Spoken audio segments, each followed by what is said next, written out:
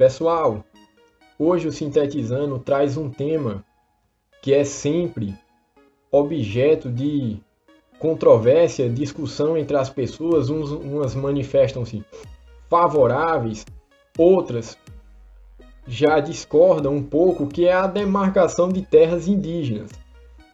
O tema ele tem uma definição na própria Constituição brasileira e também tem a posição do Supremo Tribunal Federal sobre o tema.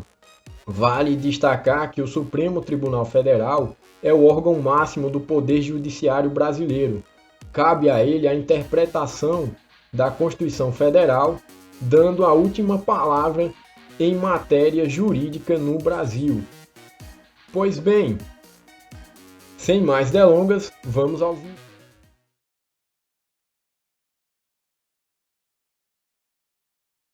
Quais terras podem ser consideradas indígenas? Ou seja, qual é a terra que será considerada terra de índio? A Constituição Federal inclui as terras tradicionalmente ocupadas pelos índios entre os bens da União. Isso no seu artigo 20, inciso 11.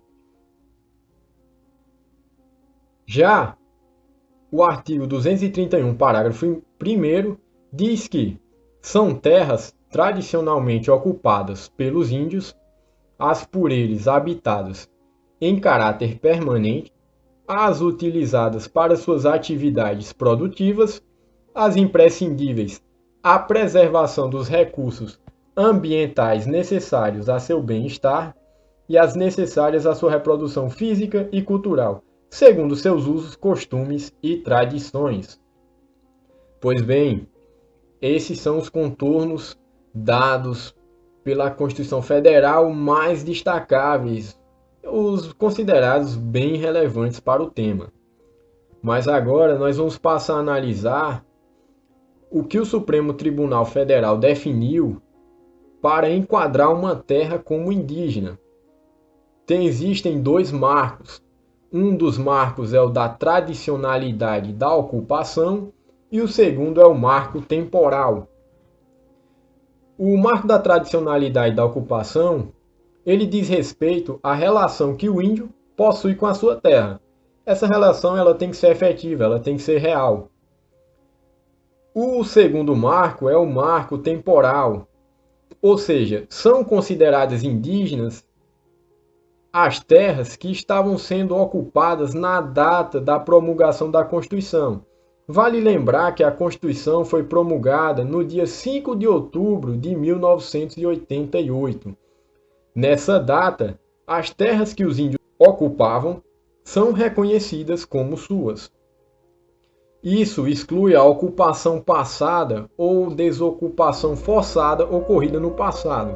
Um exemplo: digamos que existiram índios ocupando alguma terra no ano de 1900, mas já na data da promulgação da Constituição, em 5 de outubro de 1988, eles não mais se encontravam nessa terra, então isso é excluído como sendo terra indígena. A mesma coisa vale para a desocupação forçada. Se, por exemplo, um fazendeiro expulsou alguns índios que habitavam lá na terra no ano de 1900 e esses índios não mais estavam ocupando a terra na data da promulgação da Constituição, essa terra também não será considerada como terra indígena.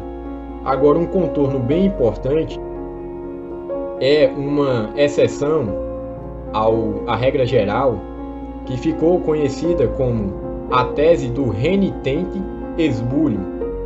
Renitente é uma palavra associada, sinônima de obstinação, que é uma ausência de conformação, ou seja, não se conforma com o que ocorreu. O esbulho é uma espécie de usurpação em que a pessoa é privada de um bem que ela tinha a propriedade ou a posse.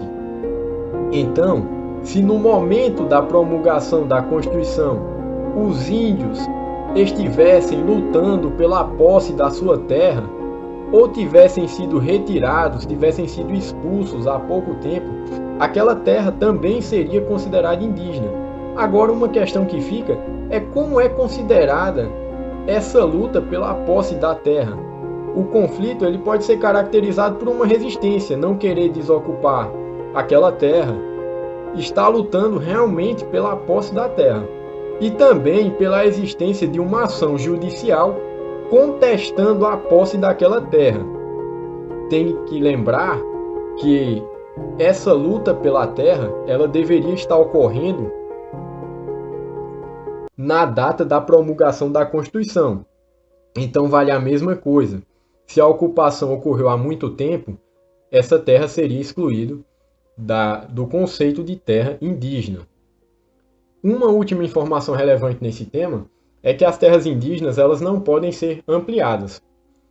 Isso quer dizer que as terras indígenas que foram demarcadas ou reconhecidas como indígenas, elas não podem ter a sua área aumentada, ou seja, ampliada.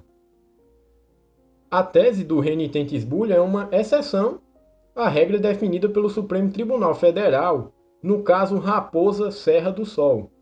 O caso Raposa Serra do Sol será tratado em um vídeo próprio. E é isso aí, pessoal.